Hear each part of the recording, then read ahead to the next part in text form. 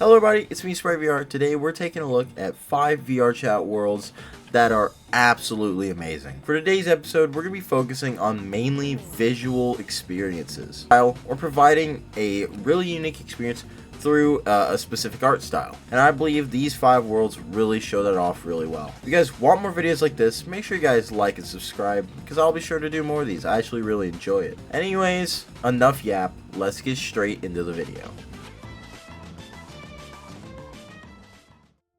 At number 5, we have On My Way Home in the Sunset by Hani. This world is absolutely breathtaking and a marvelous visual experience, and it showcases probably some of the best water reflections and lighting I've ever seen in VRChat. It's hard to believe that worlds like this can even be made to look this good, especially in a VR game. This world is remarkable, and I honestly think this will make for some amazing photos. If you're a photographer in VRChat, you're gonna love this world. It looks absolutely marvelous, and I'm not gonna lie, the little train alarm kind of scared me. I expected to get ran over, but I didn't. And even the further you go, there's a little town area you can walk over to, and it looks really cool. There's a little forest area for you to explore, but honestly, I think the reflections and the lighting is probably the coolest part about this world, because it just looks so good. This world is completely stunning. It's perfect for photos, and honestly, I could see it being a really good world to just sit there,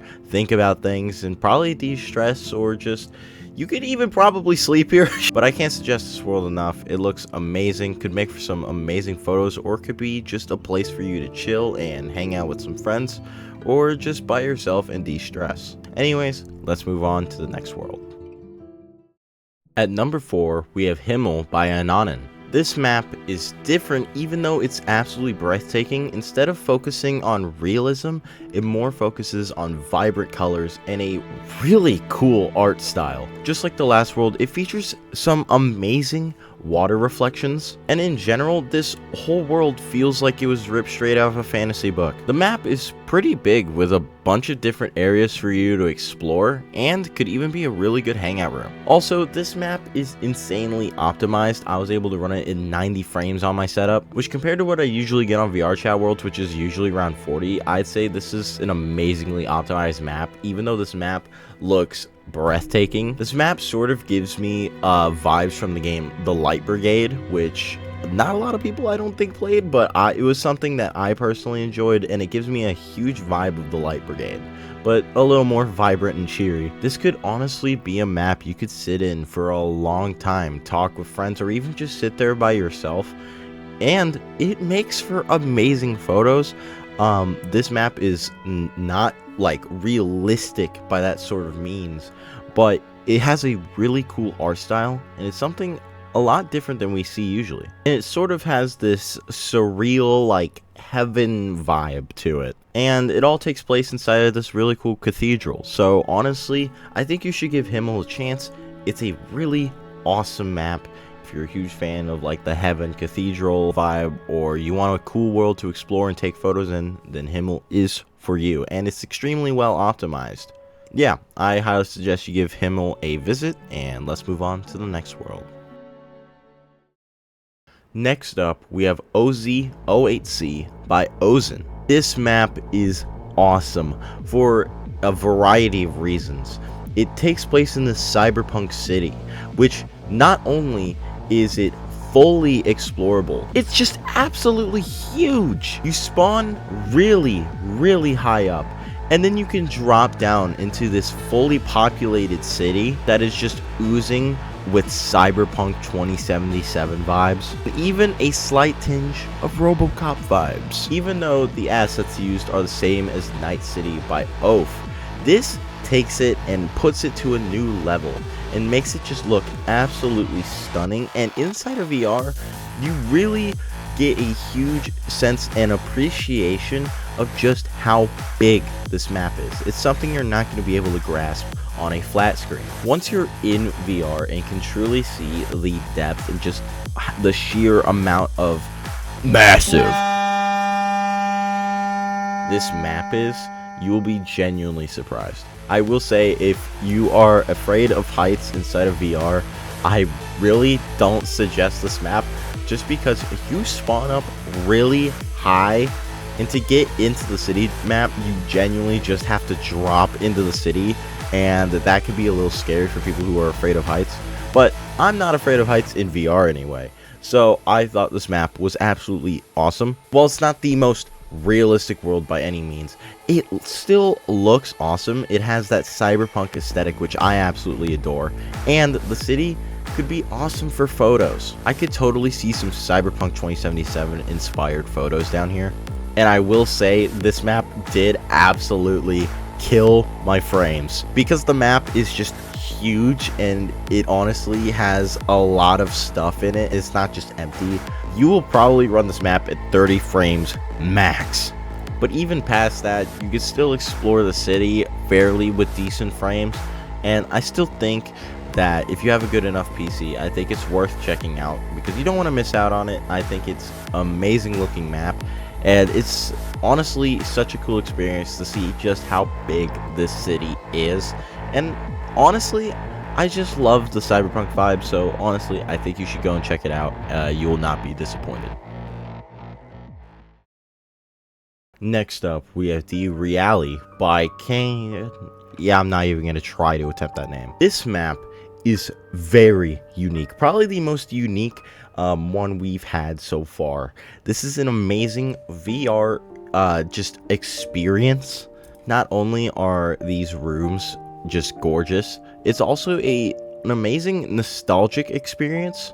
It plays on the themes of surreal / liminal, while also heavily tapping into nostalgia. It's an absolutely gorgeous map, and it's something you really just have to try and experience. And I can't really just put it into words. It's something you have to try. The whole experience comprises of multiple different rooms that each tap into a specific theme. This could be nostalgia or just different emotions. The whole point of each room is to make you feel something. And also, they just look great, and they're amazing for photos too. So if you're a photographer, these have a really cool minimalistic / surreal / liminal / nostalgia vibe. Instead of tapping into the realism, it taps more into this abstract art level of graphics. And this map isn't just looking at stuff and taking photos. You can get hands-on with some of these experiences, like collecting fragments, breaking mirrors, or even shattering the sky, or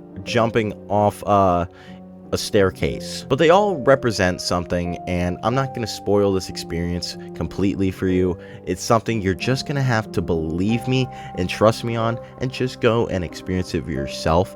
You will not be disappointed. The experience only takes around 7 minutes to complete if you don't rush through it.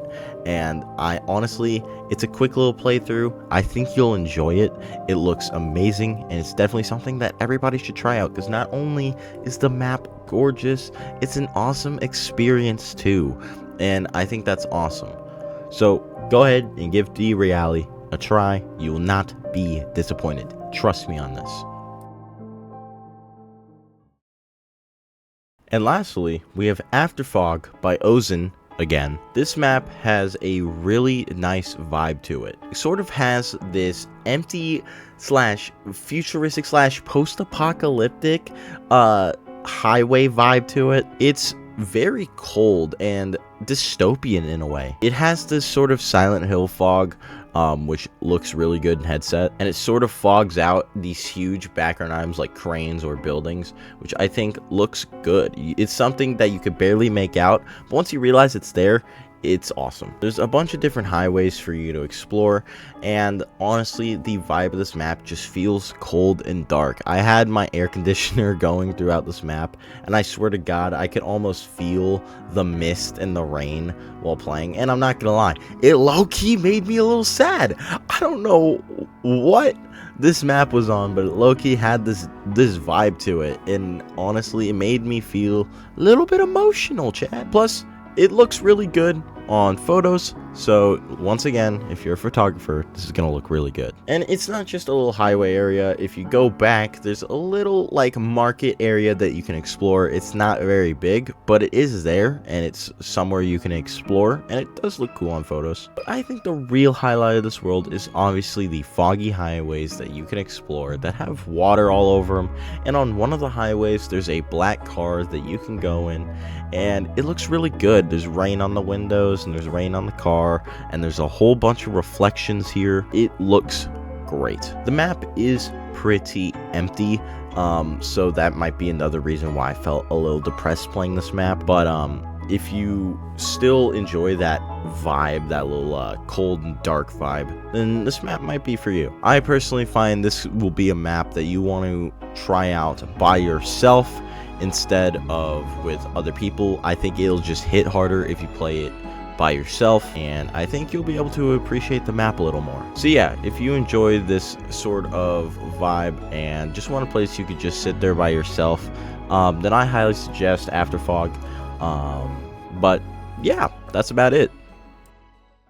Anyways guys, that's the end of today's video. If you guys want more videos like this, make sure you guys like and subscribe. I'll be sure to do more because I actually really enjoy doing these. Anyways guys, like I said, that's the end of today's video. Subscribe, and I will see you all in the next video. Bye bye.